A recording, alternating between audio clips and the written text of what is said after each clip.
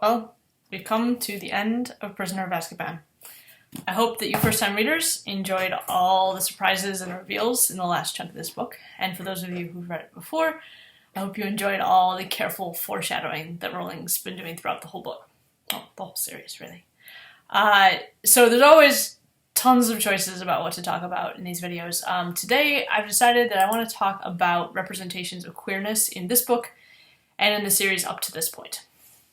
So I talked earlier about the ways in which the text is not generous toward characters who don't perform their gender in normative ways. In this book in particular, we have Aunt Marge and the Snape Bogart.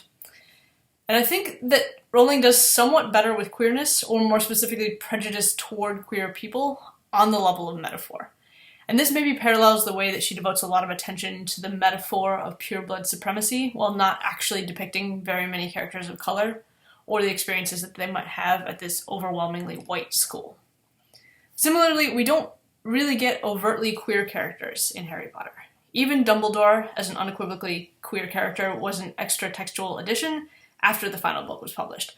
When Prisoner of Azkaban came out, we're still 8 years away from that pronouncement. And honestly, until we read about Dumbledore's youthful relationship with Grindelwald in Book 7, there's very little evidence for it in the text itself, without resorting to stereotypes about gay men dressing flamboyantly.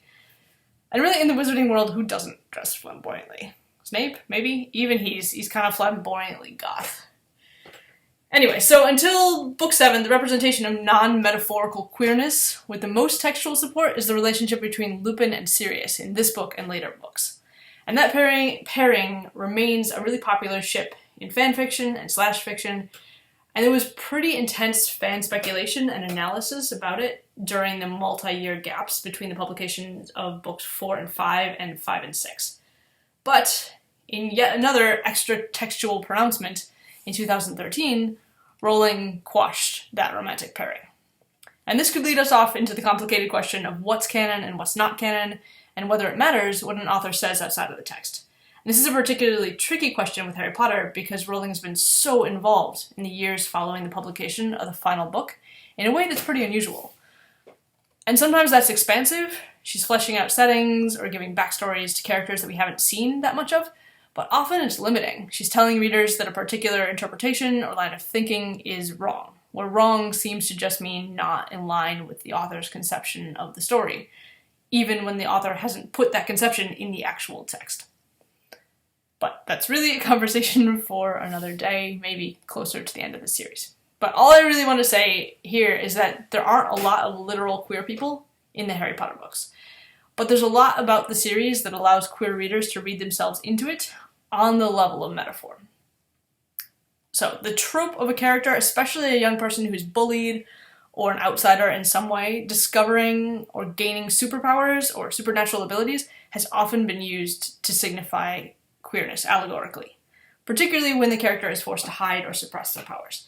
And even when that allegory isn't intentional, many times queer readers and viewers and critics understand it that way anyway. In recent years, authors and screenwriters have started to more explicitly link queerness and superpowers in shows like Umbrella Academy and I'm Not Okay With This. So Harry Potter is kind of part of that tradition. And where it becomes most explicit is actually how Harry is treated. We saw this in the first 2 books. So pre-Hogwarts, the Dursleys are horrible to Harry. They verbally abuse him, starve him, lock him up, and encourage Dudley to hurt him. And this continues throughout Harry's summers in the series. And the language for this is really telling, both in the dialogue and the narration. In the first book, when Vernon reads Harry's Hogwarts letter, he says, "I'm not having one in the house, Petunia. Didn't we swear when we took him in that we'd stamp out that dangerous nonsense?" Later, when Hagrid arrives on the rock in the middle of the sea, Petunia compares Harry to Lily, and she says, "I knew you'd be just the same, just as strange, just as abnormal." And Vernon says, "There's something strange about you, probably nothing a good beating wouldn't have cured."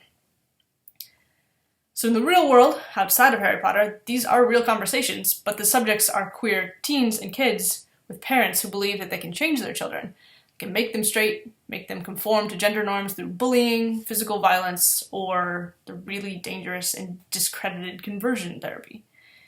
In Book 2, there's a slight shift. So Harry's now been to Hogwarts, and he self-identifies as a wizard. So the Dursleys have failed to stamp out Harry's dangerous abnormality. So in the summer before year 2, the Dursleys are in this stage of trying to hush up and ignore it. Basically, the burden is on Harry to pretend that he's not a wizard.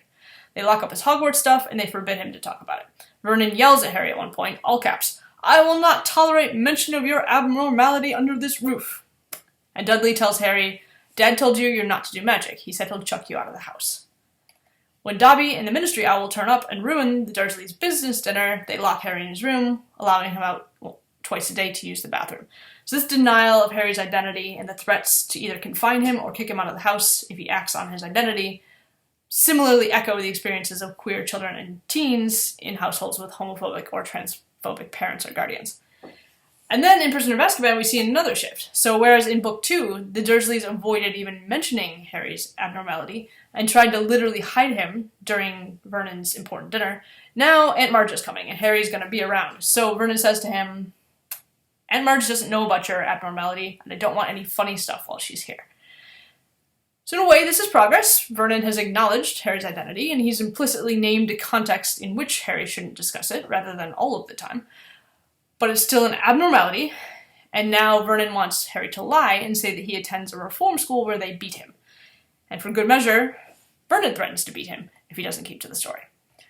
So in our real-world parallel, this is the queer teen whose viciously homophobic grandma comes for Thanksgiving, and the parents have invented like a girlfriend for him and threatened him not to do anything that might reveal that he's queer.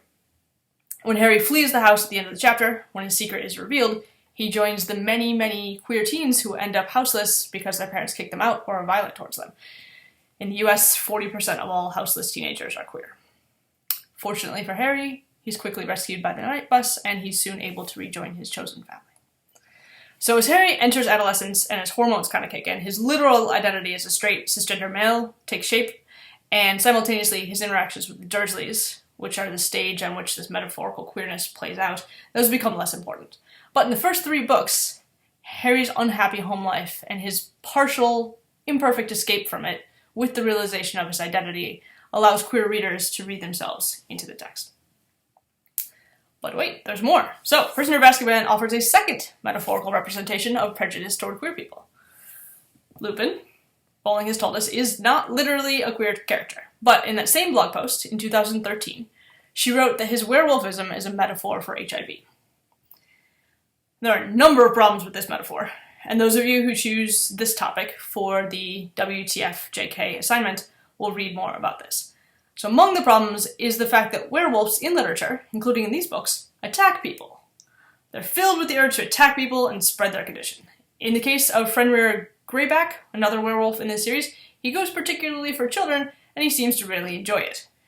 So if this is a metaphor, the parallel for people living with HIV would be that they actively attack people, including children, to spread HIV. Obviously, this is an offensive comparison, and it's also a real myth that went around in the 80s especially, and was super dangerous for people living with HIV. So that's not good. But where I think the metaphor has a little bit more success is in mirroring real-world discrimination toward queer people and toward people living with HIV. So this book came out in 1999, which is the same year that I started high school. And one of my high school teachers was a social studies teacher who was ostensibly supposed to be teaching us US history, but who spent a significant amount of time ranting about how the Harry Potter books were satanic and leading children into the occult, and also about how queer people were child molesters who shouldn't be allowed to be teachers. This was particularly vicious because just down the hall, there was another teacher in the social studies department who was widely believed, correctly it turns out, to be a gay man.